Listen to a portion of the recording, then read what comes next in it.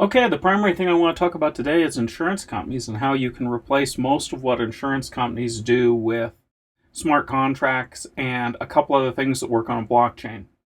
But before that, I thought I would touch on some things in the news. The World Economic Forum that just happened highlighted how blockchain and digitization to address supply chains, primarily as it relates to the virus COVID-19 and how it's being disrupted, and the fact that their report on this indicates how those industries that have actually switched over to a shared data storage for their supply chain, primarily on blockchain, are seeing a lot less disruption than people that haven't.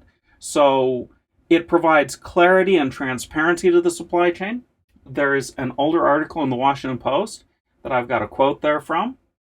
The grand strategic competition between the United States and China will be won or lost based on who controls the rules and systems that govern the 21st century commerce, communication, and security.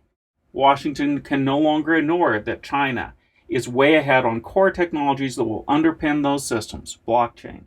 In fact, if you look at the distribution of startup capital, some 70% of all the startup capital going into blockchain systems is happening basically in the Far East, in China, in Hong Kong. And those countries are transitioning to a better model for commerce, for metadata, for blockchain at a quicker rate than we are. So we need to catch up. We need to build things that use this. Our next homework is what I call a document metadata contract. And that's homework 6. I'll have it out to you probably later today or tomorrow, the actual homework. It's up on the GitHub if you want to look at it. I think it's complete, but I am still going through it one more time before I send it out to everyone. The basic idea is to create a contract that allows you to take metadata, basically the hash of some piece of data, and store that on a blockchain so that you have proof of accuracy and provenance of that data. And there are a bunch of different ways that you can use this kind of a solution. It also guarantees that you have a date, time, and ordering for the pieces of data. And that date, time, and ordering can then be used to recreate an external database or recreate a series of external documents. Ethereum, I've worked with it. I've worked with some other blockchains. It is incredibly good at distributing this known piece of information. And once you have an agreed upon order and an agreed upon known pieces of information, some other system that wants to get back to the same set of data can then start out with nothing and simply follow the set of hashes in order and load the data and build the database from the existing data that you've put out there on some other storage system. And the examples of the storage systems that I'm thinking about is something like Amazon S3, their simple storage subsystem, which has billions of documents, whatever you want to call a document, digital data chunks. It's cheap, it's accessible, it's highly reliable, like 6.9's reliability. If you want to compare something like 6.9's reliability, a locked file cabinet in a bank safe is considered to be 4.9's. So this is better reliability than a bank deposit box. So this is really reliable. In fact, an awful lot of stuff that I do with Amazon S3, I later go back and change the storage to low reliability storage, which is only 5.9's, which is still better than a bank system for reliability. And it cuts the cost for storing in about half. There are some other storage subsystems that are also super reliable, like Backblaze has an API, and there are tools for accessing those. The other system that is out there, which doesn't require that you pay for the storage, or it does in a different fashion, as in you do the storage, but you can share it with other people, is IPFS, the Interplanetary File System. And it uses point-to-point communication to distribute files and has basically pretty much infinite scalability, so that one node that provides the files provides it out to other nodes, and it will propagate across this set of nodes and scale and produces fantastic reliability. But either way, what you're doing is you're basically saying, I've got a hash, I want to store some piece of data associated with this hash, and I put it on this storage system. And we have maybe one or both or several storage systems. But you end up with a whole bunch of hashes and a whole bunch of stored data. Then on the blockchain, what you do is you create a tiny transaction.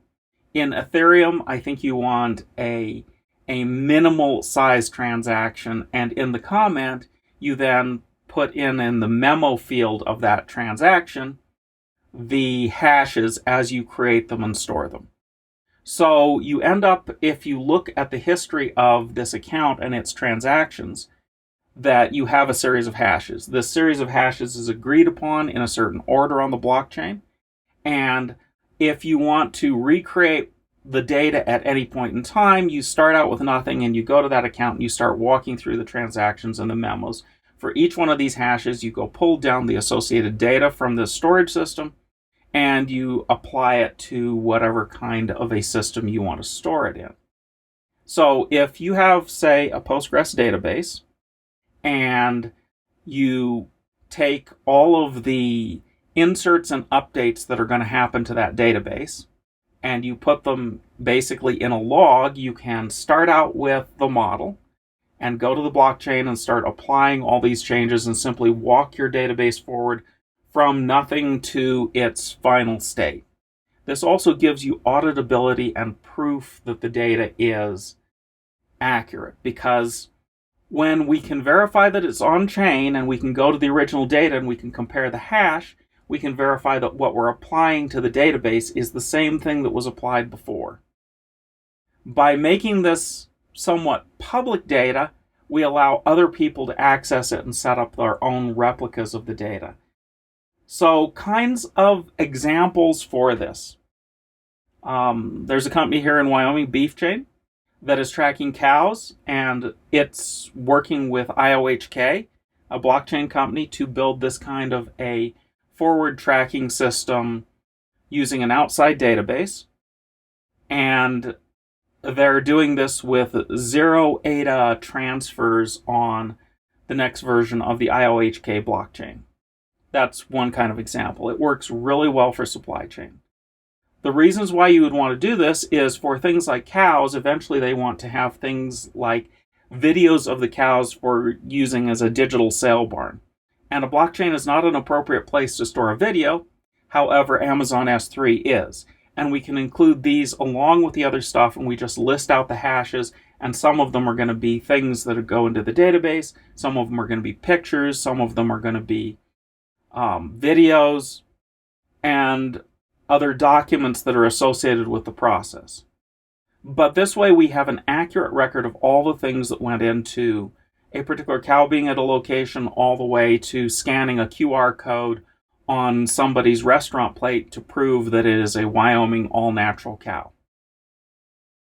Another example of this is ISO 9000, ISO 9002 certification. Most industrial processes require this, and they require this so that a manufacturer for some part is going to have the current documents and current sizes and shapes and information and requirements for that part, even though they're supplying it to somebody else later on in the supply chain. And they also require this for an awful lot of software, like military software requires this kind of an approach, where they track all the design documents and all the process, and everything has to be documented in how this system goes together. So right now this tracking process is mostly on paper, and it's really cumbersome and really difficult to manage, and people have to sign out copies of documents, literally with a signature. It gets tracked. The documents then are tracked who has them and what versions they have, and they make certain that they destroy old documents. If you move all of this with metadata onto a blockchain, now suddenly you can do digital documents, and you can track the same things you did before, but you can track the ages and dates and locations of these documents. And by using this basically in combination with some tokens to say that a person has possession of a certain document, then you can track who has the documents and which version they have. So there's some outside software that goes with this, but as a document tracking solution, it makes a lot of sense. So what other kinds of things are there? Certainly, doing non-fungible tokens for land. We've got a county in Wyoming that is moving towards doing this.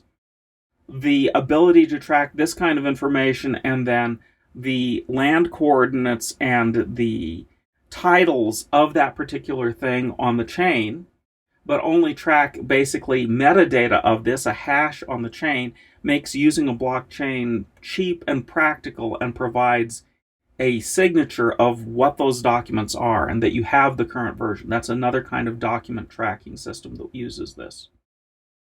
So the homework for the interface, I'm going to give you most of the contract. You've got to go in and add some things to the contract. But basically it's take the contract and add some things to it, build some test code, and see how you would use some of the internal structures to store stuff on the chain and add a hash. And we're doing this via a smart contract, which is not the cheapest way to do it. This can also be done via what I described, which is a low-value transaction and a comment. But I think it's a lot clearer to look at it in terms of a smart contract and Solidity.